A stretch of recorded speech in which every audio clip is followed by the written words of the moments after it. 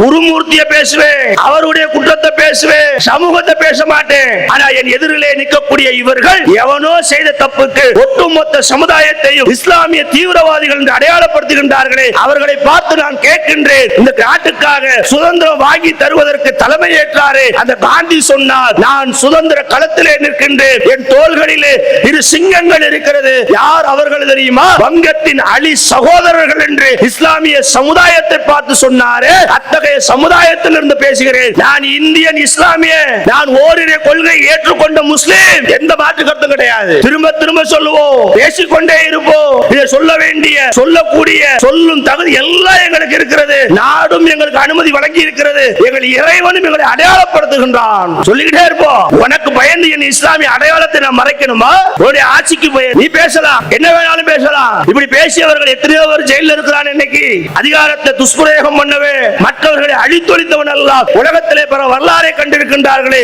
அவருடைய நிலைகளை எடுத்து பாருங்கள். குடியரசு தினம்னு சொல்றானே, என்ன குடியரசு? எப்படி குடியரசு? யாரால குடியரசு? குடியரசு கிடைக்க பெற பாடுபட்டவை யாரு? அதுக்கு பங்களித்தவை யாரு? அதுக்கு உயிர் நீத்தவை யாரு? சுதந்திரம் வேண்டும் என்ற விதையை தூவியவை யாரு? வெள்ளைக்காரனுக்கு எதிராக களத்தில் நின்றவை யாரு? தன்னுடைய பிள்ளைகள் கொலை செய்யப்பட்ட போதும் கூட வெள்ளையனுக்கு எதிராக போர் முழக்கமிட்டவை யாரு? நாம் துணிஞ்சு சொல்லுவோம், என்னுடைய நாடு. இந்த குடியரசை இவர்கள் கொண்டாடுகிறார்கள் என்றால் அது என் பாட்டை முப்பாட்டனுடைய இரத்தங்கள் உறைந்து கிடக்கின்றது. அஸ்ஸலாமு அலைக்கும் வரஹ்மத்துல்லாஹ். அன்பார்ந்த சகோதர சகோதரிகளே, பெரியோர்களே, தாய்மார்களே, இந்த பகுதியிலே வசிக்கக்கூடிய எங்கள் மாற்று மத நண்பர்களே, அனைவரின் மீதும் அந்த ஏக இறைவனின் சாந்தியும் சமாதானமும் என்றும் நின்று நிலவட்டுமாக என்று பிரார்த்தனை செய்தவர்களாக, இன்றைய தினம் இந்த பகுதியிலே ஏற்பாடு செய்யப்பட்டுள்ள இந்த மாநாடு போன்ற ஒரு பொதுக்கூட்டத்தின் வாயிலாக இந்திய சுதந்திரம், இந்திய குடியரசு தினம், இன்று 76வது குடியரசை இன்று நாடு வெகு சிறப்பாக கொண்டாடி மகிழ்கிறது. நாடு சுதந்திரம் பெற்று 78 ஆண்டுகளை கடந்த நிலையில் இந்த குடியரசு தினம் நம் நாட்டுக்கென்று இயற்றப்பட்ட சட்டத்திட்டங்கள், நமக்கென்று வரையறுக்கப்பட்ட ஜனநாயக நெறிமுறைகள், இந்த நாடு எதை நோக்கி பயணிக்க வேண்டும், இந்த நாட்டில் மக்கள் எப்படி வசிக்க வேண்டும், இந்த நாட்டில் நீதி நிர்வாகங்கள் எப்படி இருக்க வேண்டும், மத சுதந்திரங்கள் எப்படி பேணி பாதுகாக்கப்பட வேண்டும், இந்த நாட்டிலே வாழக்கூடிய ஒவ்வொரு குடிமகனுக்குமான உரிமை என்ன, சுதந்திரம் என்ன, அவன் எதை பேசலாம், எதை பேசக்கூடாது, யாரை கண்டிக்கலாம், யாரை கண்டிக்க கூடாது, அவன் நாட்டிலே யாரை தேர்வு செய்ய வேண்டும், எது போன்ற உரிமைகளை அவன் பெற்றிருக்கிறான் என்ற அனைத்தையும் ஏற்றி சட்டமாக்கி அந்த சட்டத்தை இன்று நாட்டுடைமையாக்கின தினம்தான் குடியரசு தினம் என்று இந்த தினத்தை கொண்டாடுகிறோம். இந்த குடியரசை முடியாட்சி நீங்கி குடியரசை பெற்று இதை குடியரசாக கொண்டாடக்கூடிய இந்த தருணத்தில் முஸ்லிம்கள் இதற்காக பட்ட பாடுகள் என்ன, முஸ்லிம்கள் இந்த குடியரசுக்காக உழைத்த உழைப்புகள் என்ன, முஸ்லிம்களுடைய தியாகங்களில் இந்த குடியரசு எதை சாதித்திருக்கிறது, அதை நாம் சொல்ல கடமைப்பட்டிருக்கிறோம். ஏன் இதை பேசுகிறோம், ஏன் இதை சொல்லுகிறோம்? நாட்டிலே இஸ்லாமியர்கள் 2ஆம் தர குடிமக்களாக ஆக்கப்படுகின்றார்கள். இந்த நாட்டிலே இஸ்லாமியர்களுக்கு என்று எந்த உரிமையும் இல்லை. இந்த நாட்டிலே இஸ்லாமியர்கள் 2ஆம் தர குடிமக்களாகத்தான் வாழ வேண்டும். இந்த நாட்டிலே அவர்களுக்கு எந்த சலுகைகளும் இருக்கப்படக்கூடாது. அவருடைய ஓட்டுரிமையை பறிக்க வேண்டும், அவருடைய அரசியல் உரிமையை பறிக்க வேண்டும், அவருடைய எல்லா நிலைகளிலேயும் அவர்கள் கீழாக்க வேண்டும் என்று RSS என்ற சங் பரிவார கூட்டங்கள் நாட்டில் மிக கச்சிதமாக தன்னுடைய காய்களை நகர்த்தி வருகின்றார்கள். அதை நகர்த்தி வரக்கூடிய முயற்சியில் தான் இந்த நாட்டிலே முஸ்லிம்கள் பல இடத்தில் தாக்கப்படுகின்றார்கள். இஸ்லாமியர்களுடைய சொத்துக்கள் சூறையாடப்படுகிறது. இஸ்லாமியர்களுக்கு எதிரான வெறுப்பு பிரச்சாரங்கள் முன்வைக்கப்படுகிறது. இஸ்லாமியர்களுக்கு எதிராக பிரச்சாரம் முன்வைக்கப்பட்டு அதன் மூலமாக அவர்கள் ஆட்சி கட்டிலே அமர்கின்றார்கள். இத்தகைய சோதனையான காலகட்டங்களில்தான், இத்தகைய வருத்தமான சூழ்நிலைகளில்தான் இந்த நாட்டிலே முஸ்லிம்கள் யார், முஸ்லிம்களுக்கான உரிமை என்ன? இன்று சென்னை கோட்டையிலே பாஜகவை சார்ந்த தமிழகத்தின் கவர்னராக இருக்கக்கூடிய RN ரவி கொடியேற்றினாரே, டெல்லி செங்கோட்டையிலே பிரதமர் மோடி கொடியேற்றினாரே, இவர்கள் எல்லாம் கொடியேற்றிவிட்டு தங்கள் குடியரசு இந்த நாட்டினுடைய பிரதிநிதிகளாக, தலைவர்களாக, அங்கீகரிக்கப்பட்டவர்களாக பேசிக் கொண்டிருக்கின்றார்களே, இந்த குடியரசு பெறுவதற்கு, சுதந்திரம் பெறுவதற்கான காரணம் யார்? அதை இஸ்லாமியர் புரியணும், இஸ்லாமிய பிறருக்கு எடுத்து சொல்லணும். இதை நாம சொன்னா நாமளா சொல்றோம் சொல்லலாம், நாமளா சொல்றோம்.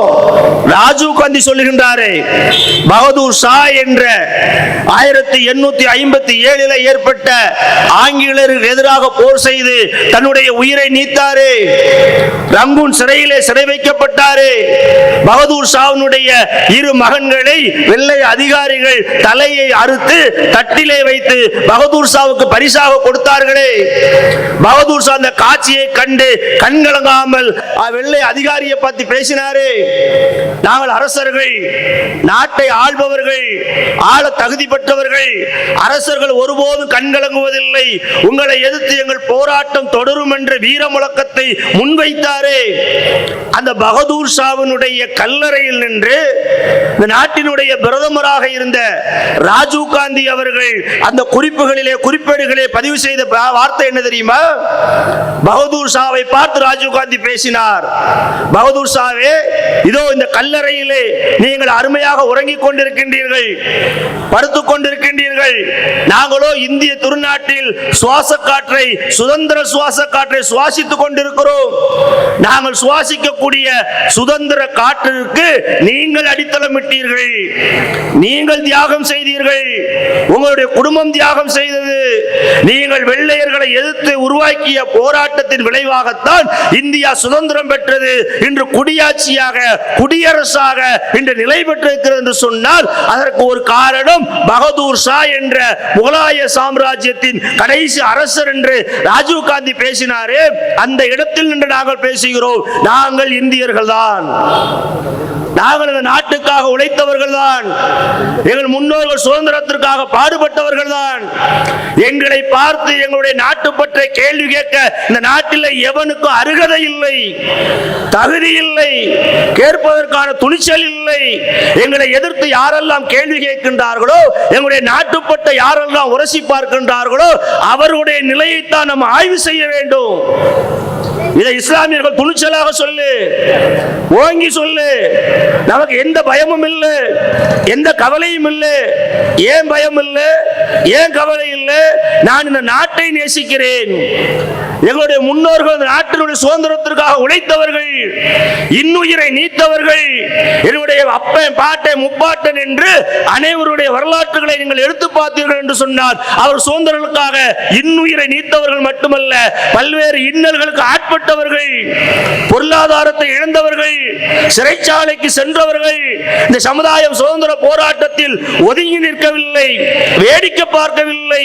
இஸ்லாமியர்கள் வெள்ளையனுக்கு ஒருபோதும் சேவகம் செய்ததில்லை, தன் இன்னுயிரை நீத்து இந்திய சுதந்திரத்திற்காக பாடுபட்டார்களே, அத்தகைய வாரிசுகளாகிய நாம் சொல்லுகிறோம், இந்த நாடு எங்களுடையது. திரும்ப திரும்ப சொல்லுவோம், நாம் இரண்டாம் தர குடிமக்கள் அல்ல. எப்படி இதற்கு எல்லா சமுதாயமும், எல்லா அமைப்பினரும், எல்லா கட்சிக்காரனும் சொல்லுவாங்கல்ல, நான் இந்திய, நான் தமிழ, நான் திராவிட, உனக்கு மட்டுமா உரிமை இருக்கிறது? நீ மட்டும்தான் பேசலாம? உனக்கு மட்டுமா ஆட்சி அதிகாரம்? நீ ஆட்சியில இரு. ஆனா யார் போட்ட பிச்சை, யார் காரணம்? பகதூர் ஷா காரணம் என்பதை இந்த நாட்டை ஆண்ட ராஜீவ் காந்தி பேசினாரே, ராஜீவ் காந்தி எழுதினாரே. வரலாறுகள் தவறாக பதிவு செய்யப்படவில்லை, சரியான வரலாற்றில் இருந்து நாங்கள் மக்களுக்கு வரலாற்றை தெளிவுபடுத்துகிறோமே. எங்களை கேள்வி கேட்கின்றீர்களா? எங்களுடைய குடியுரிமை குடியுரிமையை பறிக்க நினைக்கின்றீர்களா? எங்களை இந்த நாட்டில் இரண்டாம் தர குடிமக்களாக ஆக்க நினைக்கின்றீர்களா? நன்றாக புரிந்து கொள்ளுங்கள். எங்கள் முன்னோர்கள் ஆங்கிலேயர்களுக்கு எதிராக இந்த நாடு சுதந்திரம் பெற வேண்டும் என்பதற்காக போராடினார்கள். இஸ்லாமியர்களுக்கு எதிராக நடக்கக்கூடிய ஒவ்வொரு நிகழ்வுகளை எடுத்து பாருங்க. ஒரு முஸ்லீம் நிம்மதியாக தொழில் செய்ய முடியாது. ஒரு முஸ்லீம் நிம்மதியாக அவருடைய வியாபாரத்தை செய்ய முடியாது. ஒரு முஸ்லீம் நிம்மதியாக ஒரு வணக்க வழிபாடுகளை செய்ய முடியாது.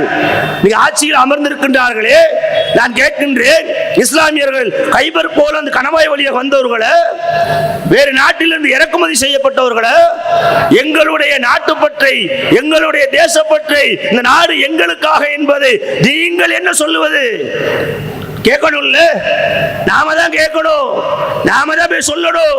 நான் தாம்பரத்தில் வசிக்கக்கூடிய இஸ்லாமிய சமுதாயத்துக்கு மட்டுமல்ல, ஒட்டுமொத்த தமிழகத்திற்கும் ஒட்டுமொத்த இந்தியாவிற்கும் தமிழ்நாடு தௌஹீத் ஜமாத் வைக்கக்கூடிய கோரிக்கை என்ன தெரியுமா? நீங்கள் எதற்கும் அஞ்ச வேண்டாம், எதற்கும் பயப்பட வேண்டாம், யாரை கண்டு பின்வாங்க வேண்டாம்.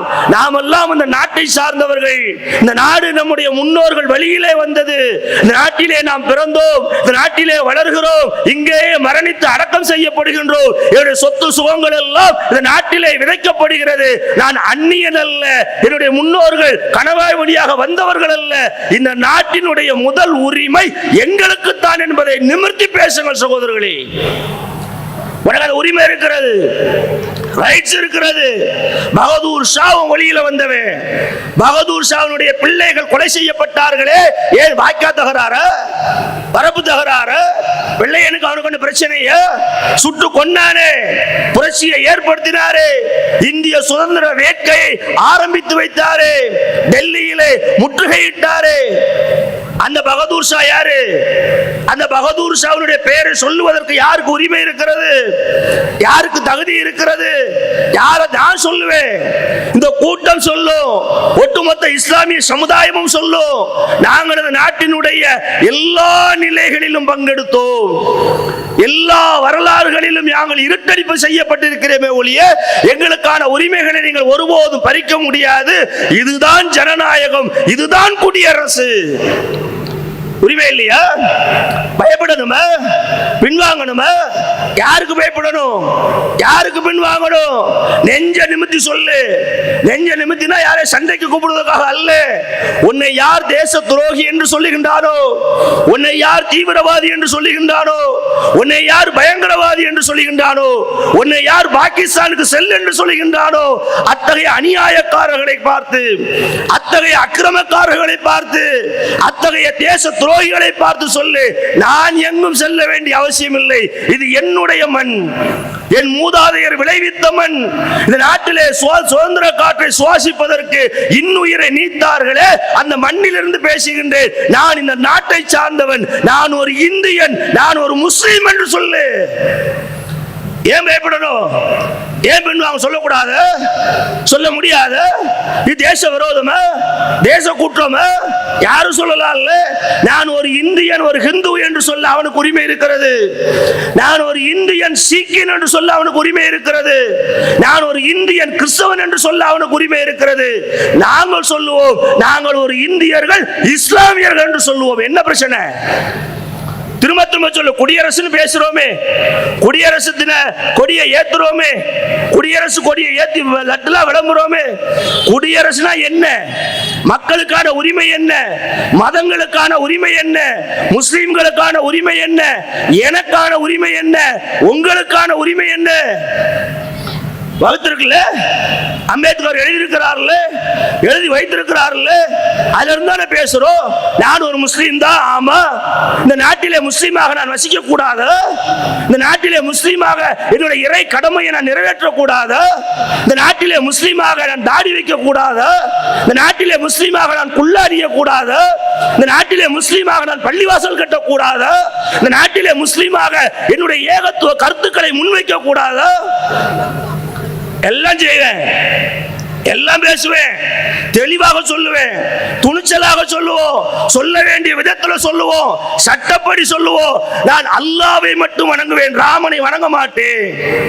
நான் அல்லாவை மட்டும் வணங்குவேன், ஜீசஸை வணங்க மாட்டேன். நான் அல்லாவை மட்டும் வணங்குவேன், குர்ஆனை ஏற்றுக்கொள்ள மாட்டேன். நான் அல்லாவை கடவுள் என்று நம்புகின்றேன், பெரியார் கொள்கையை நிராகரிக்கிறேன். என் உரிமைங்கிறேன் சொல்லலாங்கிறா. பேச்சுரிமைனா என்ன, குடியுரிமைனா என்ன, கருத்துரிமைனா என்ன, உனக்கு எது வகுக்கப்பட்டிருக்கிறது? முதல்ல உன்னுடைய உரிமை என்ன என்பதை சமுதாயம் புரிய வேண்டும். நீ ஏன் பயப்படுற, கூனி குறுகிற, ஏன் ஓடி ஒளிகிற? எல்லாரையும் விட உனக்கு அதிக உரிமை இருக்கிறது. இந்த நாட்டுக்காக பாடுபட்ட உரிமை, இந்த நாட்டுக்காக ரத்தம் சிந்திய உரிமை, இந்த நாட்டுக்காக பொருளாதாரத்தை இழந்த உரிமை, இந்த நாட்டுக்காக மக்களை அணி சேர்த்த உரிமை, இந்த நாட்டுக்காக உழைக்கக்கூடிய உரிமை, எல்லா உரிமை இருக்கு. ஆனால் இஸ்லாமிய சமுதாயம் புரியலையே, இஸ்லாமிய சமுதாயம் தெரியலையே. இன்னும் பயந்த நிலையில இருக்கிறா, மனப்பிரல்கள் எல்லாம் இருக்கிறா. நமக்கு இங்க என்ன உரிமை இருக்கிறது? உரிமை இல்லை என்றால் தட்டிப்பறி. அதிகாரம் இருக்கிறது, மக்கள் பலம் இருக்கிறது, கேட்கும் நமக்கு உரிமை இருக்கிறது. கேட்கலாம், கேளு. வேலையை கொடு, கல்வியை கொடு, சுகாதாரத்தை கொடு, ஒரு அடிப்படை உரிமை என்னெல்லாம் உண்டு அனைத்தையும் கொடு. இது ஜனநாயக நாட்டிலே சட்டப்படியாக எல்லோருக்கும் செய்ய வேண்டிய கடமை என்று அரசினுடைய உச்சி குடிமைகளை ஆட்டும் அதிகாரம் இருக்கிறது. நீங்கள் முஸ்லிம்கள் என்பதால் பின்வாங்க கூடாது, இஸ்லாமியர்கள் என்பதால் எந்த நிலையிலும் ஒதுங்கி நிற்க கூடாது. நீ எப்படி இந்தியனோ அதுபோல் நானும் இந்தியன், நீ எப்படி தமிழனோ அதுபோல நானும் தமிழன், நீ எப்படி திராவிடனோ அதுபோல நானும் திராவிடன். உனக்கு இந்த நாட்டில் என்ன உரிமை இருக்கிறதோ அதே உரிமை எனக்கும் இருக்கிறது. நீ பல கடவுள் உண்டு என்றால் நான் ஒரு கடவுள் தான் உண்டு என்று சொல்லுவேன். எந்த பயமும் இதில் இல்லை. ஏன் சொல்றேன்னா சட்டம் அப்படி இருக்கு. குடியரசு சொல்றாங்க, இந்த அரசியல் சாசனம் வகுத்து கொடுத்த அந்த அரசியல் பிரியாமல் முன்னுரை இருக்குல்ல, அதை எடுத்து படிங்க. ஒவ்வொரு மனிதனுடைய தனிப்பட்ட உரிமை என்ன, மத உரிமை என்ன, பிரச்சாரம் பண்ண உரிமை என்ன, பின்பற்றும் உரிமை என்ன, ஏற்றுக்கொள்ளும் உரிமை என்ன, எல்லாம் இருக்கான். அம்பேத்கர் தலைமையில் சட்டத்தை வகுத்தாங்களே, ஜனநாயகத்தை நிலைநிறுத்தினாங்களே, ஜனநாயகத்திற்கு வகுத்து கொடுத்தாங்களே, அதுல நின்று பேசுவோம், எந்த பிரச்சனையும் இல்லை. நாம் ஒதுங்குறோமே, பயப்படுகிறோமே. இல்ல நம்மளுடைய உள்ளத்துல ஐயோ நாமெல்லாம் சிறுபான்மையா இருந்த என்ன கேட்கிறேன். சிறுபான்மைதான். சிறுபான்மையாக இருந்தா என்ன? சிறுபான்மையாக இருந்த கோழையாக இருக்கணுமா? சிறுபான்மையாக இருந்த பயந்து இருக்கணுமா? சிறுபான்மையாக இருந்தால் உன் மீது அத்துமீறப்படக்கூடிய விஷயங்களுக்கெல்லாம் நீ அடங்கி ஒடுங்கி கிடக்கணுமா? சிறுபான்மை என்பதனால் உனக்கு இழைக்கப்படக்கூடிய அநீதிக்கு எதிராக நீ குரல் கொடுக்காம இருக்கணுமா? எடுத்து பாருங்க. எல்லாரும் நபிகள் நாயகம் அது சமுதாயத்தில் சிறுபான்மை தானே, நபித்தோழர்கள் சிறுபான்மை தானே. அல்லாஹ் மீது கொண்ட நம்பிக்கையின் காரணமாக சத்தியத்தில் நின்று போராடினார்களே, அந்த சத்தியத்தை உள்வாங்கிய சமுதாயம் உங்களுக்கு எதிராக அநீதி இழைக்கப்படுகிறது, உங்களுடைய பள்ளிவாசல்கள் தாக்கப்படுகிறது, நீங்கள் உண்ணும் உணவிலே கை வைக்கின்றார்களே, நீங்கள் உடுத்தும் உடையின் மீது கை வைக்கின்றார்களே, உங்களுடைய உரிமைகளை விட்டுக் கொடுத்து விட்டு உலகமே கெதி என்று வாழ்கின்றீர்களே. என் அருமை சமுதாயமே நன்றாக விளங்கிக் கொள்ளுங்கள். நீங்கள் விட்டுக் கொடுக்கும் உரிமை என்பது உங்களோடு இழக்கப்படுவதல்ல. உங்கள் சந்ததிகளை நீங்கள் கோழையாக்கி செல்கின்றீர்கள், உங்கள் சந்ததிகளை நீங்கள் அடிமையாக்கி செல்கின்றீர்கள், உங்கள் சந்ததிகளை நீங்கள் தெருவில் விட்டு செல்கின்றீர்கள். நம்முடைய வாழ்க்கை எப்படி இருந்தாலும் பரவாயில்லை, என் சந்ததிகள் வாழ்க்கை செழிக்க வேண்டும் என்றால் நீங்கள் குடியரசு நாட்டில் போர்க்குணம் உள்ளவர்களாக மாறுங்கள். ஒவ்வொரு முஸ்லிம்கள் வரணும், முன்னோர்கள் கற்றுக் கொடுத்தது. நான் நபித்தோழர்கள் சொல்லல, அவங்க விட்டு அந்த சப்ஜெக்ட் இல்லை. பகதூர் ஷாவை எடுங்க, திப்பு சுல்தானை எடுங்க, அலி சகோதரர்களை எடுங்க, காயித மில்லத்துகளை எடுங்க, எடுத்து பாருங்க. சுதந்திரத்துக்காக போராடினாங்கல்ல, உறுதியாக நின்னாங்கல்ல, வெள்ளையனுக்கு எதிராக நெஞ்சை நிமித்தினாங்கல்ல. பகதூர் ஷா அந்த வெள்ளைய ஆதிக்கத்துக்கு எதிராக தன்னுடைய மகன்களை பலி கொடுத்தார்ல. வீர பரம்பரையில் வந்தவன் சொல்றீங்களே, பேசுறீங்களே, நம் குடும்பம் எப்படி, என் பாட்டை எப்படி, முப்பாட்டை எப்படி எப்படி அவன் கோலையாக பதுங்கவில்லையே, போராட்டத்தை ஒதுக்கி வைக்கவில்லையே, களத்துக்கு வந்தானே, தன்னுடைய உரிமைக்காக வெள்ளையனை எதிர்த்து நின்றானே. ஆனா இன்று இஸ்லாமிய உரிமைகள் எப்படியெல்லாம் பறிக்கப்படுகிறது, எப்படியெல்லாம் பாதுகாக்க வேண்டிய உரிமைகள் என்று தவிடுபடியாக்கப்படுகிறது. பாபர் மசூதி விஷயத்தில் பார்த்தோமே, உலகமே காரி துப்பியது. இஸ்லாமியுடைய பள்ளிவாசலை இடித்தவர்கள் விடுதலை செய்து விட்டார்கள். இஸ்லாமியுடைய பள்ளிவாசலை பிடுங்கி அதற்கு தப்பும் தவறுமாக விளக்கம் கொடுத்து அதை இன்னொரு இடத்துல கொடுத்து விட்டார்கள். ஆனாலும் மௌனமா இருக்கிறோம், ஆனாலும் அமைதியாக இருக்கிறோம். நம்முடைய மௌனங்களையோ அமைதியை நான் குறை சொல்லவில்லை. பொறுமையா இருப்போம், பொறுத்து பார்ப்போம். பொறுமை தேவைதான், பொறுமை இல்லைன்னு சொல்லல. எந்த சூழலிலும் வன்முறைக்கு போகக்கூடாது, எந்த சூழலிலும் தீவிரவாதத்துக்கு போகக்கூடாது, எந்த சூழலிலும் பயங்கரவாதத்தை கையில் எடுக்கக்கூடாது.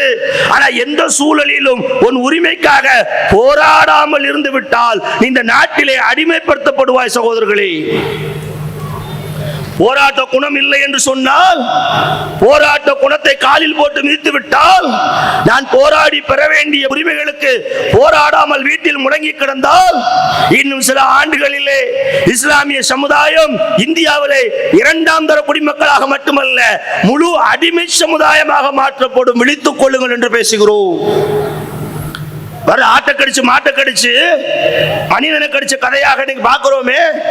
முதல்ல என்ன சொன்னா, ஒரு மசூதி தானே விட்டு கொடுத்துட்டா என்ன, உங்களுக்கு தான் நாடு முழுவதும் மசூதி இருக்கிறது, ஆயிரக்கணக்கான மசூதிகள் இருக்கிறது. எல்லாரும் நம்மகிட்ட பேசினால, வாய்க்கு நிக்க பேசினால நம்மளும் சரின்னமே, சரி போனா போது, ஒரு மசூதி தானே, அல்லாஹ்வுடைய பள்ளி தானே, சொந்த வீடுனா விட மாட்டான். இந்த சமுதாயம் ஏன் விட்டு கொடுத்ததுன்னா அல்லாஹ்வுடைய பள்ளி தானே, போனா போட்டும் நினைச்சிங்கல்ல, மௌனம் காத்தவங்கள, அதுக்கு குரல் கொடுக்கல. அதனுடைய விளைவாகத்தானே சம்பலில் இன்னொரு பள்ளியில கை வச்சான். அகழ்வாராய்வு உள்ள போன, அங்க போய் அதை கைப்பற்ற பார்த்தா அதுல நடந்த துப்பாக்கி சூடுல 5 முஸ்லிம்கள் ஷஹீதாக்கப்பட்டார்கள். இப்படிதான் வருவான். முதல்ல ஒன்ன விட்டு பாப்பான், ஒன்னு ஆழம் பாப்பான், ஒன்னு நூல் பாப்பான், எப்படி இருக்கிறான், மனநிலை எப்படி இருக்கு, பயந்து கிடக்கானா, எழுத்து நிக்கிறானா, போராடுறானா, களத்துக்கு வர்றானா, வழக்கு போடுறானா, கோர்ட்டு அணுகிறானா, பாப்பா இல்ல. சம்பல் மாவட்டத்தில் அந்த பள்ளி 300 ஆண்டு 400 ஆண்டு பழமை வாய்ந்த பள்ளி. அந்த பள்ளி வாசலுக்கு கீழே அகழ்வாராய்வு செய்ய வேண்டும் என்று ஒரு மேஜிஸ்ட்ரேட் கொடுத்த தீர்ப்பை கொண்டுட்டு அத்தனை போலீஸையும் கூட்டிட்டு போனால, அவனுக்கு எங்க இருந்த தைரியம் வந்தது, எங்க இருந்து துணிச்சல் வந்தது? இஸ்லாமியர்கள் கோழையாகி விட்டார்கள், இஸ்லாமியர்கள் அடிமைப்படுத்தி விட்டோம், இஸ்லாமியர்கள் பயந்து நடங்கக்கூடியவர்களாக இருக்கின்றார்கள். இஸ்லாமியருடைய உரிமையை பறித்தால் அவர்கள் போராடக்கூடிய போராட்டக்காரர்களாக இல்லை என்ற தைரியம் தான் உங்களுக்கு இன்னொரு பள்ளி மேலையும் கை வைக்கக்கூடிய துணிச்சல் வந்தது. ஆனா சமுதாயம் பொறுத்து கொள்ளல, களத்துல இறங்கினா தீர்ப்பு நீ எப்படி வேணாலும் சொல்லு, என்னுடைய பள்ளி, ஒன்னை இழந்துட்டோம், ஒன்னோட முட்டாள்தனமா இருந்துட்டோம், ஒன்னு பாராமுகமாக இருந்தனால ஒன்னு எங்க கைவிட்டு போச்சு. கைவிட்டு போனாலும் கோர்ட்டு தீர்ப்பு சொன்னதானே ஏத்துக்கொண்டோம், வேற வழி இல்லை, கோர்ட்டு தீர்ப்பை மீற முடியாது, சரி போய் தொலைது, கோர்ட்டு சொல்லிட்டான். உன்னோட என்று நின்ன சமுதாயம் இரண்டாவதுக்கு வராம விடாம எதிர்த்து நின்றார்களே, ஷஹீதாக்கப்பட்டார்களே, இதுதான் அவர்களுடைய திட்டம். அடுத்து வருவான் வடநாடுகள்ல ஒன்னொன்னா குறி வைக்கிறான். சம்பல்ல மட்டுமா, குஜராத்தில் 2-3 நாட்களுக்கு முன்பாக பெட்துவாரகா என்ற இடத்துல இஸ்லாமியர்கள் 85% வசிக்கின்றார்கள்.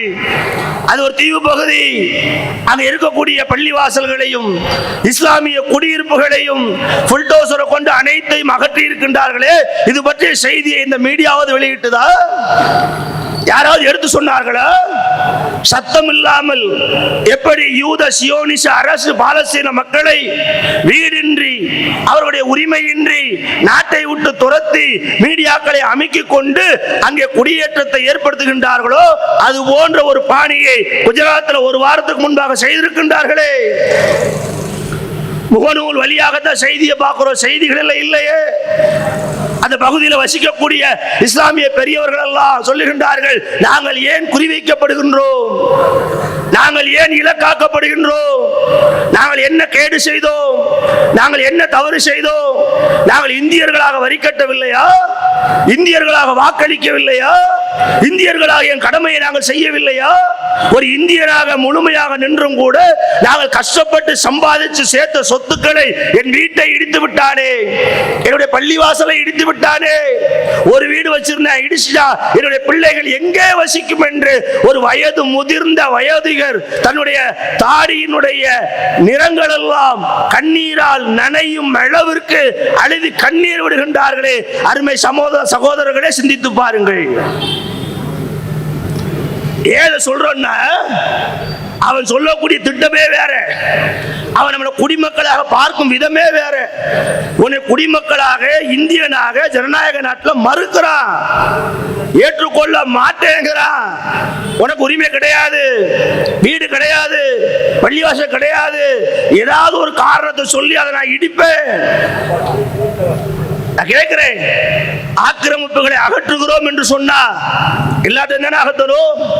மீட்டிங் போட்டுக்க இடம் இருக்கு, ஆக்கிரமிப்பு இருக்கு என்று முனிசிபல்ல இருந்து வர்ற, மாநகராட்சியில இருந்து வர்ற, எதெல்லாம் பாய்கடன்னு பார்த்து இடிச்சா விடுவோமா? அது ஆக்கிரமிப்பை அகற்றும் விதமா?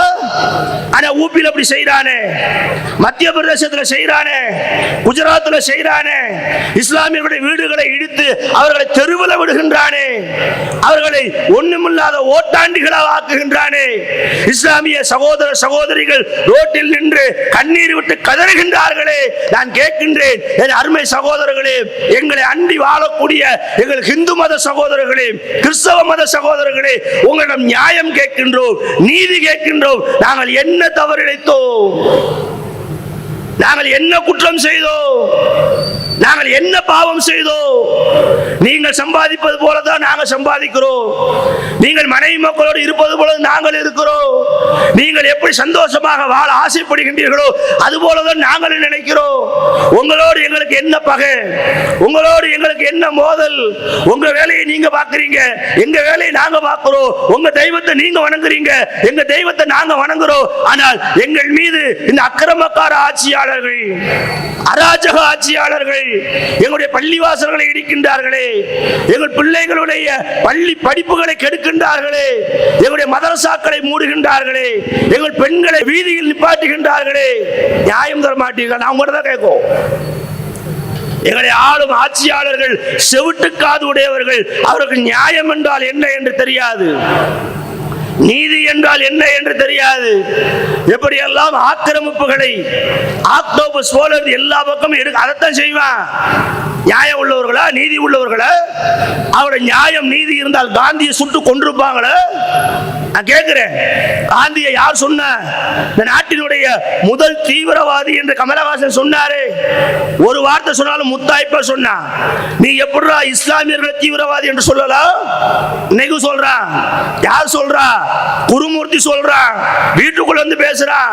எவனோ கஞ்சா கடத்துறான இஸ்லாமிய தீவிரவாதிகள் என்று ஒட்டுமொத்த சமூகத்தையும் தீவிரவாதிகளாக அடையாளப்படுத்துகின்றார்களே.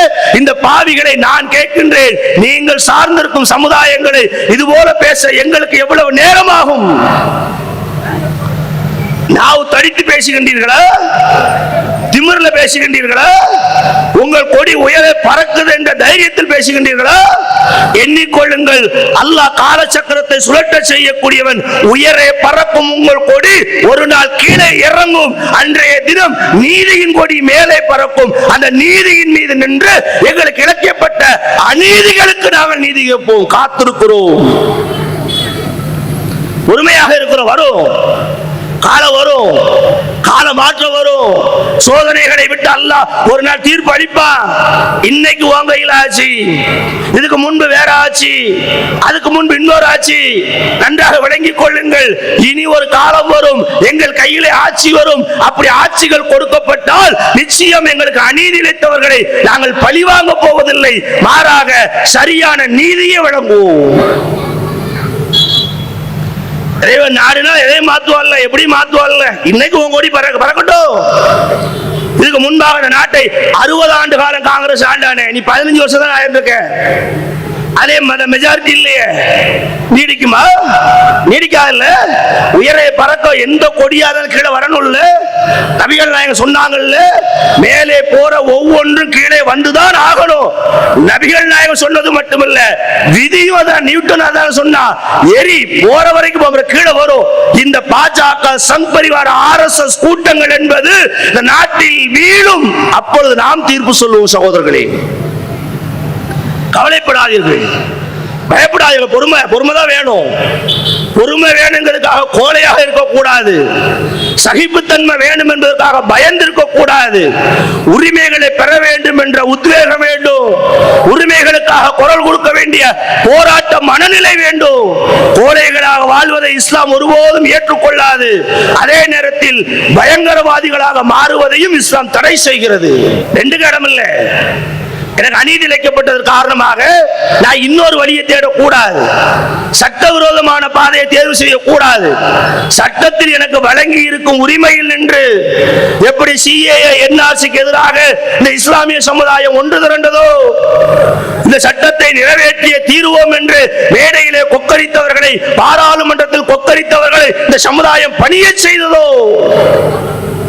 செய்திகள்ல NRC சட்டத்தை ஏற்றுக்கிட்டு ஒவ்வொரு முஸ்லிம்களை அகதிகளாக்குவது திட்டம் போட்டால், வீடு வீடாக கணக்கெடுக்க வருவோம் சொன்னால், பாராளுமன்றத்தில் அமித்ஷா என்ன பேசினாரு?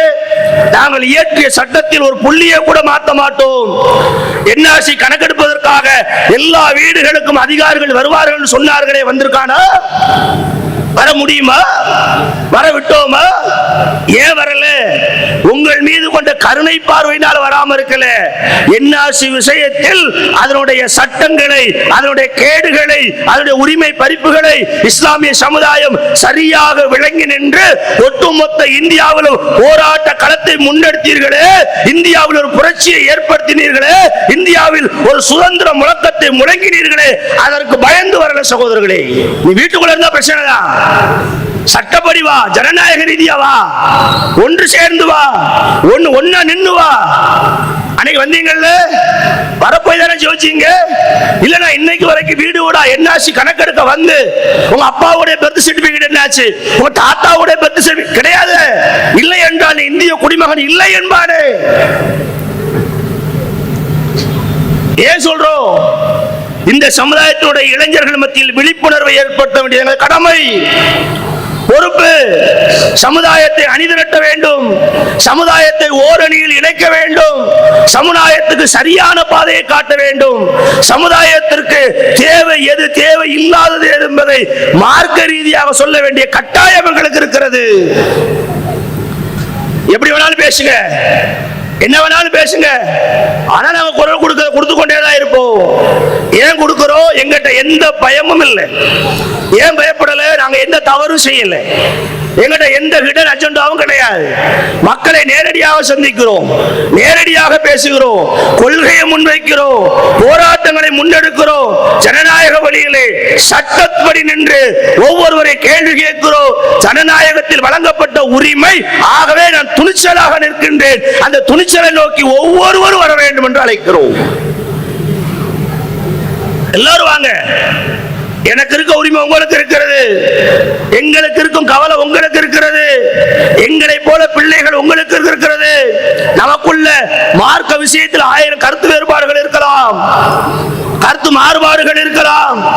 இஸ்லாம் என்றால் இதுதான் என்று சொல்லுவதிலே எங்களுக்கு எந்த பின்வாங்கலும் கிடையாது. தர்காக்கு செல்லாதீர்கள், தாயத்தை அணியாதீர்கள், நல்ல நேரம் கெட்ட நேரம் பார்க்காதீர்கள், பேய் பிசாசை நம்பாதீர்கள்.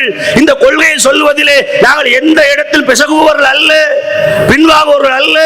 இதுதான் ஓரிரை கொள்கை, இதைத்தான் இறைவன் அறிமுகப்படுத்திய கொள்கை.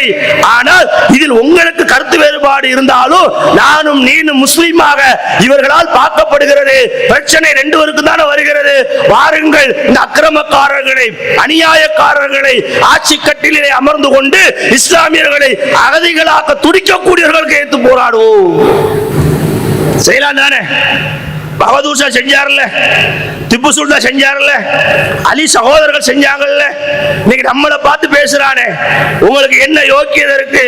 நீங்க பாகிஸ்தான், நாங்க ஏன்டா பாகிஸ்தான் போடும்? நாங்க ஏன் பங்களாதேஷுக்கு போடும்? நாங்கள் பாகிஸ்தான் பாகிஸ்தானுக்கு போக மாட்டோம் என்று இந்த இந்தியர்கள் 2 முறை தங்களை நிரூபித்திருக்கின்றார்கள்.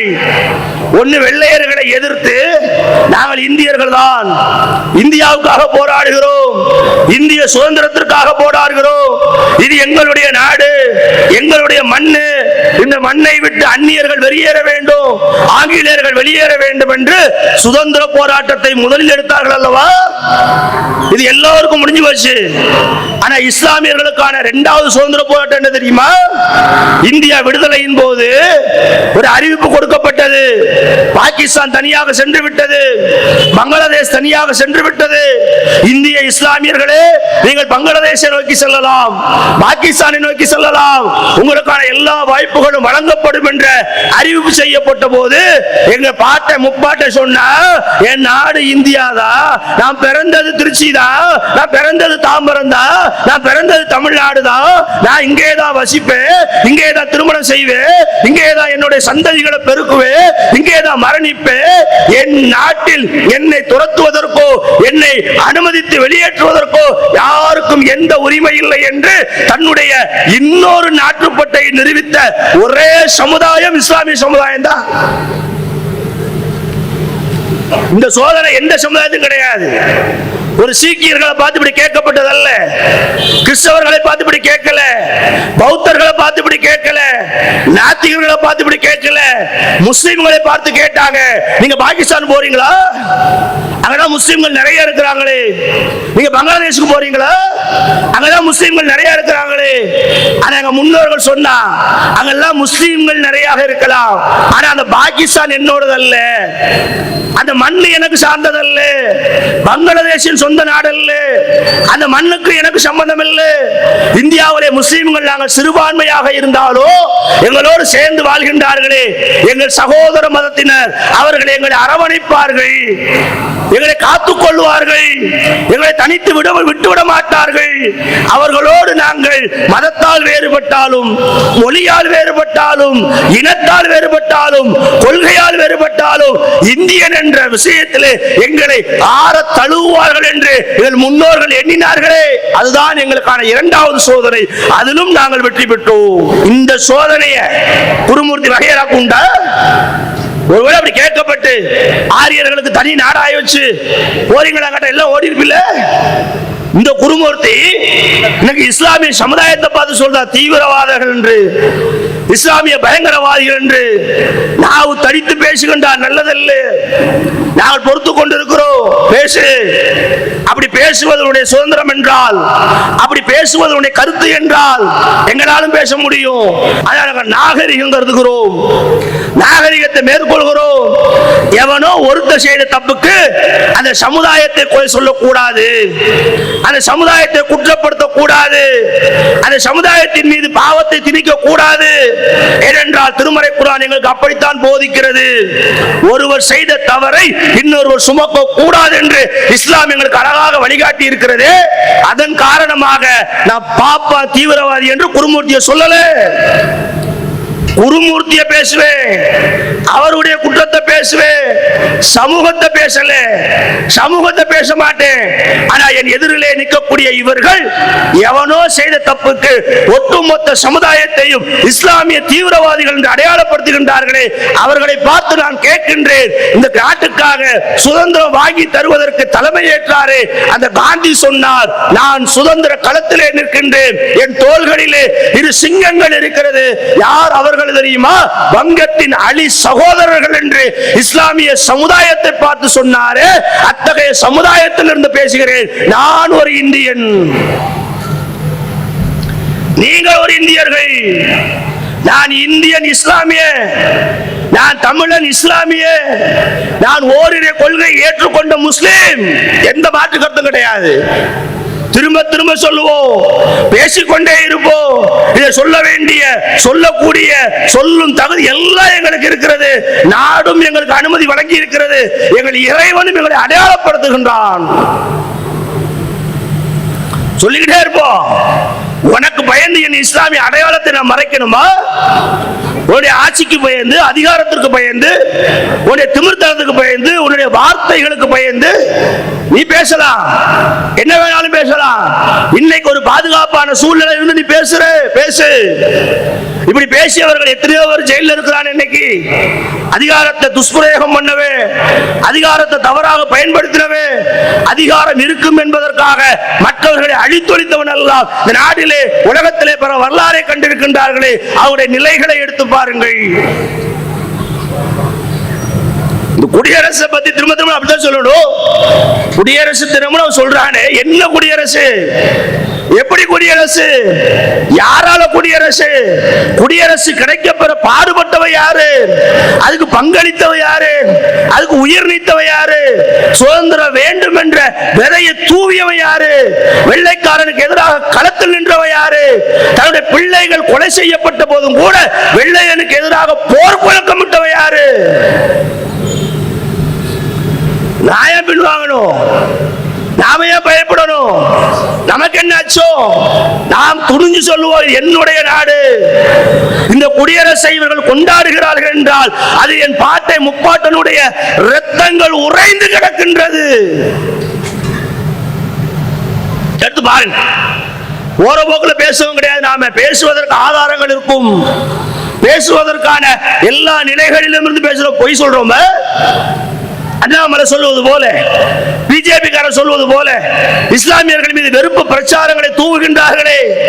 இஸ்லாமிய மக்களுக்கும் இந்து மக்களுக்கும் சண்டை வர வேண்டும் என்பதற்காக வெறுப்பை மக்கள் மத்தியிலே விதைக்கின்றார்களே.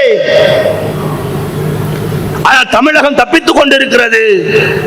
தமிழகத்தில் வாழக்கூடிய ஒவ்வொரு மாற்று மத சகோதரர்களுக்கும் நாங்கள் நன்றி கடன் பட்டிருக்கிறோம். வடநாடுகளை போல, உத்தரப்பிரதேசத்தை போல, குஜராத்தை போல, மத்திய பிரதேசத்தை போல இந்த தமிழகத்தில் எங்களை அண்டி வாழக்கூடிய எங்கள் இந்து மத சகோதரர்கள் இல்லை, கிறிஸ்தவ மத சகோதரர்கள் இல்லை, நாத்திகர் யாரும் இல்லை. இங்கே ஒவ்வொருவரும் தன் மதத்தில் உறுதியாக இருந்தாலும் மனிதநேயம் என்றால் என்ன என்று சரியாக புரிந்து வைத்திருக்கின்றார்கள்.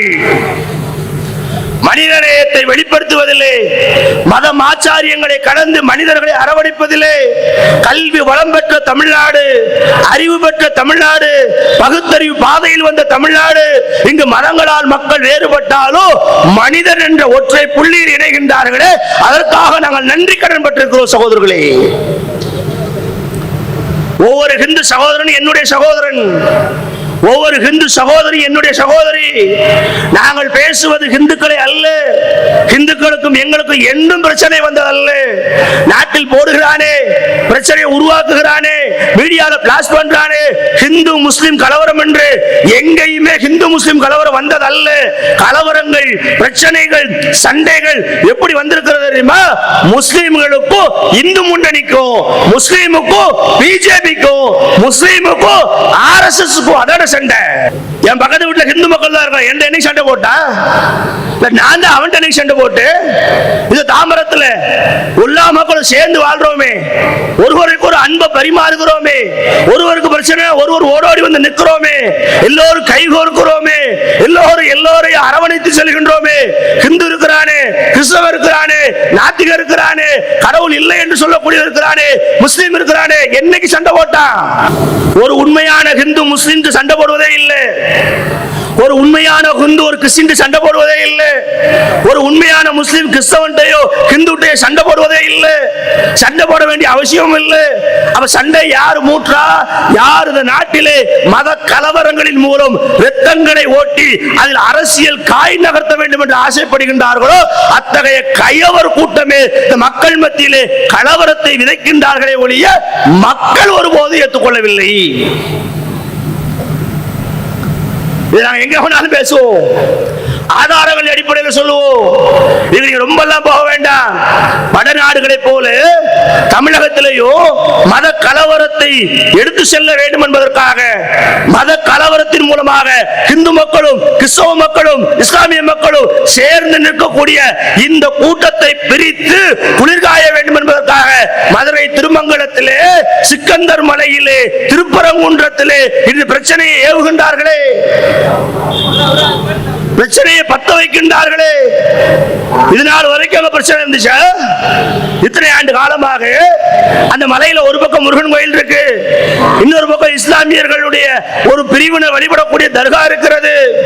100 ஆண்டுகளாக பல 50 ஆண்டுகளாக அந்த மலையில இருவரும் செல்றாங்க.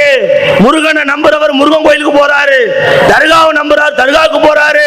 ஆனா இன்னைக்கு வந்து RSS என்ன செய்கிறது, அண்ணாமலை என்ன செய்கிறார், கட்சி ராஜா என்ன செய்கின்றார், இங்கே போய் நின்று இந்த மலை உங்களுக்கு சொந்தம் இல்லை என்று இஸ்லாமியருடைய வழிபாடை தடுக்கின்றார்களே, இதன் மூலமாக போராட்டத்தை தூண்டுகின்றார்களே. என் அருமை சகோதரர்களே, உங்களிடம் நாங்கள் நியாயம் கேட்கின்றோம். இத்தனை ஆண்டு காலம் வராத பிரச்சனை இன்னைக்கு வருகிறது என்றால் அந்த கட்சி ராஜா வந்ததால் வருகிறது, அண்ணாமலை வந்ததால் வருகிறது, RSS வந்ததால் வருகிறது, இந்து முன்னணி வந்ததால் வருகிறது. இவர்கள் எல்லாம் வருவதற்கு முன்பே வந்திருந்தால் 50 ஆண்டுக்கு முன்பே வந்திருக்கணும் இல்லையே, பிரச்சனை இல்ல. இவரால் ஒழுங்கா தானே இருந்தா, அவன் நம்பிக்கைப்படி வாழ்ந்தாள், அவன் நம்பிக்கைப்படி கடவுளை ஏங்கினாள். கடவுளை வணங்கும் போது நம்பிக்கையை விட்டுட்டு வெளியே வரும் பொழுது முருகனை வணங்கி விட்டு வர்றவர் தர்காக்கு சென்று வருவோடைய தோளோட தோல் கோய்பட்டு என்ன பாய் தர்காவுக்கு போனியா, பத்தி பொருத்தினியா, இவன் கேட்கிறான் கோயிலுக்கு போனியா, நேர்த்திக்கடன் செலுத்தினியா, 2 பேரும் ஒன்னா வந்தாங்க. இந்த ஒற்றுமையை குலைக்க வேண்டும் என்பதற்காக இன்று இந்த மதவாத சக்திகள், மதவாத கூட்டங்கள், மத பயங்கரவாதத்தை மக்கள் மத்தியில் ஏவக்கூடியவர்கள் பிரிவினைக்காக ஒரு கூட்டத்தை கூட்டுகின்றார்களே, இதை கண்டு நாங்கள் எச்சரிக்கையாக இருக்கிறோம். எப்படிதான் வருவான், எப்படி வருவான்? இவனுக்கு வந்து நாட்டினுடைய வளர்ச்சியை பத்தி தெரியாது, சுதந்திரத்தை பத்தி தெரியாது, மக்களுடைய நலனை பத்தி தெரியாது, மக்களுக்கு செய்ய வேண்டிய சேவையை பத்தி தெரியாது, டாலருடைய வீழ்ச்சி அதை பத்தி தெரியாது, பெட்ரோலை பத்தி தெரியாது, கேஸ பத்தி தெரியாது, GST போட்டு மக்களை போட்டு நசுக்குவார். இதையெல்லாம் மக்கள் மறக்க வேண்டும் என்றால் மதம் என்ற பெயரிலே மக்கள் மத்தியிலே இந்து முஸ்லிம் என்ற தீயை பத்த வைத்து விட்டால் எல்லாத்தையும் மறந்து விடுவான் என்று இந்த பாஜக கூட்டம், சங் பரிவார கூட்டம் கங்கணம் கட்டிக்கொண்டு அலைகிறது. தாம்பரம் வாழ் பொதுமக்களே, என் அருமை ஹிந்து சகோதர சகோதரிகளே, நாங்கள் உங்கள் எல்லோரிடம் கேட்டுக்கொள்கின்றோம், நமக்கான பிரச்சனை எது, நாம் எதை எதிர்நோக்க வேண்டும், யாரை எதிர்க்கப்பட வேண்டும்? நமக்கான பிரச்சனை பெட்ரோல் உயர்வா, நமக்கான பிரச்சனை GST-யா, நமக்கான பிரச்சனை கேஸ் உயர்வா, அல்லது நமக்கான பிரச்சனை நம் பக்கத்து வீட்டில் இருக்கானே அந்த அப்துல் காதரா? தயவு செய்து சிந்திச்சு பாருங்க. உங்களை மடை மாற்றுகின்றார்கள், உங்களது மதியை மயக்க செய்கின்றார்கள். மது என்பது எப்படி போதையோ அதுபோல மதத்தையும் இவர்கள் அபிநய போல பயன்படுத்துகின்றார்கள். இஸ்லாமிய சமுதாயம் ஜாக்கிரதையாக இருக்கணும். நம்மை அண்டி வாழக்கூடிய சகோதரர்களோடு நாம் நட்புறவை பேணணும், நல்ல முறையில் நடந்து கொள்ளணும், வியாபாரத்தில் நேர்மையை காட்டணும், நம்முடைய மனித நேயத்தை வெளிப்படுத்தணும். நான் ஒரு முஸ்லீம் என்பது எந்த மாற்றம் இல்லை. ஆனா என் பக்கத்தில் வாழக்கூடியவன் என் அண்டை வீட்டுக்காரன். நபிகள் நாயகம் ஸல்லல்லாஹு அலைஹி வஸல்லம் சொன்னார்களே, உன் அண்டை வீட்டுக்காரன் பசித்திருக்க நீ மட்டும் உணவு உண்ணாதே என்று. அந்த அண்டை வீட்டுக்காரன் ஒரு ஹிந்துவாக இருக்கலாம், அந்த அண்டை வீட்டுக்காரன் ஒரு கிறிஸ்தவனாக இருக்கலாம், அந்த அண்டை வீட்டுக்காரன் ஒரு பௌத்தமாக இருக்கலாம். ஆனா அண்டை வீடு என்று நபிகளார் சொன்னதுக்கு பிறகு அவனையும் நீங்கள் சேர்த்து பாருங்கள். நாம் இங்கதான் நிக்கணும். வடநாடை போல தமிழ்நாட்டை இரத்த களரியாக மதத்தின் பெயராலே மாற்றுவதற்கு துடிக்கின்றார்கள். மதத்தின் பெயராலே பிளவுகளை ஏற்படுத்த சதிவலைகளை பின்னுகின்றார்கள். நாம் முஸ்லிம்களுக்கு மட்டும் சொல்லல, ஒட்டுமொத்த சமுதாயத்திற்கு சொல்லுகின்றோம். பிரச்சனைகளை பேசி தீர்க்கலாம், பிரச்சனைகளை சட்டப்படி தீர்க்கலாம், பிரச்சனைகளை வேறு விதங்களில் தீர்க்கலாம். வன்முறைகள் வேண்டாம், மத கலவரங்கள் வேண்டாம், ஒருவரை ஒருவர் எதிர்த்து நிற்க வேண்டிய நிலை வேண்டாம். இந்த குடியரசு தினத்தில் எந்த மக்களுக்கு அழைப்பு விடுறோம்? எல்லாரும் வாழுமே, எல்லாரும் நிற்போமே, எல்லாரும் சேர்ந்து நிற்போமே, எல்லாரும் தமிழர்களாக நிற்போமே, எல்லாரும் இந்தியர்களாக நிற்போமே, எல்லாரும் திராவிடர்களாக நிற்போமே. நாடு நம்முடைய நாடு அல்லவா, இந்த மாநிலம் நம்முடைய மாநிலம் அல்லவா, இந்த மொழி நம்முடைய மொழி அல்லவா, இந்த இனம் நம்முடைய இனம் அல்லவா. எப்படி காப்பாற்ற போறோம்? இது எப்படி வென்றெடுக்க போறோம்? இதை எப்படி நாம் முன்னேற்றி செல்ல போறோம்? நம்முடைய சந்ததிகளுக்கு எப்படி நாம் கல்வி கொடுக்க போறோம்? நம்முடைய சந்ததிகளுக்கு எப்படி வேலை வாய்ப்பை ஏற்படுத்தி கொடுக்க போறோம்? நம்முடைய சந்ததிகளுக்கு எப்படி தமிழ்நாட்டை அமைதியான வாழ்க்கை வாழும் இடமாக மாற்றி அமைக்க போறோம்? கலவரங்களா, பதற்றங்களால், மத பதற்றங்களால், மத பிரச்சனைகளால் ஏற்பட்ட மோதல்கள் போதும். ஒரு ராமனை வணங்கக்கூடிய இந்து ராமனை வணங்கட்டும், இயேசுவை வணங்கக்கூடிய கிறிஸ்தவர் இயேசுவை வணங்கட்டும், அல்லாஹ்வை வணங்கக்கூடிய நான் அல்லாஹ்வை வணங்கிட்டு போறேன். இதெல்லாம் நம் நம்பிக்கை சார்ந்தது. இவைகளை தாண்டி நாம் இந்தியர்களாக நிற்க வேண்டாமா? தமிழர்களாக நிற்க வேண்டாமா? மொழியால் ஒன்றிணைய வேண்டாமா? நம்முடைய சந்ததிகளுக்காக பாடுபட வேண்டாமா? நமக்கு பிறகு இந்த நாட்டிலே நம்முடைய பிள்ளைகள் வாரிசாக போகின்றார்களே, அவர்களுக்கான கல்வியை கொடுக்க வேண்டாமா? இதைத்தான் நாம் சிந்திக்கணும். இதை நோக்கித்தான் ஒவ்வொருவரும் பயணிக்க வேண்டும். இல்ல ஜாதி மத இன மொழி வேறுபாடுலாம் கிடையாது. யாராக இருந்தாலும் பசிக்கும்ல. முஸ்லிமுக்கு மட்டும்தான் பசிக்குமா? ஹிந்துக்கு மட்டும்தான் ஆடை வேண்டுமா? கிறிஸ்தவனுக்கு மட்டும்தான் வீடு வேணுமா? அடிப்படை தேவை என்பது எல்லாருக்கும் தேவை. நான் சம்பாதிக்கணும் பசிக்காக, நீங்க சம்பாதிக்கணும் ஆடைக்காக, அவன் சம்பாதிக்கணும் இருப்பிடத்திற்காக, உணவு உடை உறைவிடத்திற்காக. இந்த நாட்டுக்கு நாம் என்ன செய்தோம்? நாம் வாக்களித்தவர்கள் நமக்கு என்ன செய்தார்கள்? நம் பிள்ளைகளுக்கு நாம் எதை கொடுக்க போகிறோம்? நம் பிள்ளைகளுடைய கல்விக்கு நாம் என்ன செய்ய போகிறோம்? ஒவ்வொன்னே நம்ம நினைச்சோம்னு வச்சுக்கோங்களேன், நம்ம பிரித்தாள நினைக்கக்கூடிய எவனாக இருந்தாலும் சரி, அது பிஜேபி வகைராக இருந்தாலும் சரி, வேற வேற இனத்தின் பெயரால் மொழியின் பெயரால் வந்து சுத்துறாள், தேவலாம் பேசி விளைகிறாள், அவனெல்லாம் பேர செல்லுவை தகுதியற்றவர்கள் இருந்தாலும் சொல்றோம். என்ன செய்ய? எவ வந்து நம்மளை பிரிக்க நாடினாலும் அவன் தெளிவாக இருப்போம். இல்ல எனக்கு பாய் பிரச்சனை இல்ல, எனக்கு என் பக்கத்து வீட்டுக்காரன் பிரச்சனை இல்ல, எனக்கு பிரச்சனை நான் சம்பாதிக்கிறதெல்லாம் ஜிஎஸ்டி போட்டு அடிச்சுட்டு போறீங்க, அது பிரச்சனை. எனக்கு பிரச்சனை நான் போடக்கூடிய பெட்ரோல்ல 20 ரூபாய் டாக்ஸ் போடுறீங்க, 30 ரூபாய் டாக்ஸ் போடுறீங்க, அது பிரச்சனை. எனக்கு பிரச்சனை டாலர் விலை 50 ரூபாய் கொண்டு வரேன்னு சொல்லிட்டு 100 ரூபாய்க்கு ஆக்கி விட்டுருக்கீங்க, அது பிரச்சனை. அத்தகைய பிரச்சனைகளை அடையாளம் காணுவோம், அத்தகைய பிரச்சனைகளுக்கு தீர்வு காணுவோம், அத்தகைய பிரச்சனைகளை எல்லாரும் ஒன்று சேர்ந்து தீர்ப்போம். அத்தகைய பிரச்சனைகள் தீர்க்கப்பட்டால் ஒரு இந்துவுக்கு மட்டுமல்ல, ஒரு முஸ்லிமுக்கு மட்டுமல்ல, ஒரு கிறிஸ்தவனுக்கு மட்டுமல்ல, ஒரு கடவுள் மறுப்பாளனுக்கு மட்டுமல்ல, ஒட்டுமொத்த தமிழர்களுக்கும் நலம், ஒட்டுமொத்த திராவிடர்களுக்கு நலம், ஒட்டுமொத்த இந்தியர்களுக்கு நலம். அத்தகைய நலவை நோக்கி அழைக்கிறோம், அத்தகைய நல்லவை நோக்கி அழைக்கிறோம், அத்தகைய நல்ல செயல்களை நோக்கி அழைக்கிறோம். எங்களோடு கைகேற்க இஸ்லாமியர்கள் மட்டுமே வாங்கல் என்று கூப்பிடவில்லை. இது நல்ல செயல் என்றால் ஒவ்வொருவரும் கைகோருங்கள், ஒவ்வொருவரும் இணையுங்கள், ஒவ்வொருவரும் எங்களை ஊக்கப்படுத்துங்கள். வாருங்கள் நாட்டை முன்னேற்றுவோம், வாருங்கள் மாநிலத்தை முன்னேற்றுவோம், வாருங்கள் நம்முடைய பிள்ளைகளுடைய வாழ்க்கைக்கு நல்ல வளம் கற்றுக் கொடுப்போம். அத்தகைய நிலையை நோக்கி நாம் அனைவரும் ஒன்று திரள வேண்டும், அனைவரும் ஒன்று சேர வேண்டும். நம்ம எந்த சக்தியாலும் எந்த சூழ்ச்சியாலும் மதவாத கருத்துக்களால் ஒளி இன கருத்துக்களால் பிளவுபடுத்த நினைக்கின்ற எல்லா சதிகளையும் முறியடிக்கக்கூடியவர்களாக ஒவ்வொருவரும் ஆகி காட்ட வேண்டும். அத்தகைய உறுதியை நீங்கள் ஏற்க வேண்டும் என்று என் செய்தியை முத்தாய்ப்பாக கூறி உரையை நிறைவு செய்கின்றேன். இஸ்லாம் மற்றும் சமுதாய செய்திகளை அறிந்து கொள்ள தமிழ்நாடு தௌஹீத் ஜமாஅத் யூடியூப் பக்கத்தை உடனடியாக சப்ஸ்கிரைப் செய்து கொள்ளுங்கள்.